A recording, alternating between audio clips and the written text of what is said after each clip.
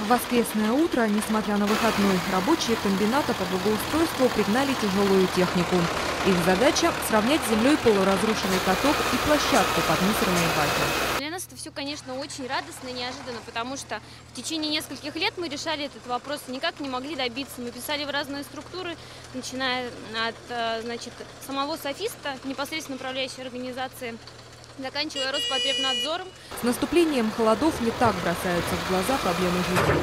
В течение достаточного количества времени страдавших от соседства с людьми без определенного места жительства, постоянных набегов, праздно шатающейся молодежи и гор мусора. Летом, когда выливают жидкие отходы, здесь невозможно дышать, по заверениям жителей.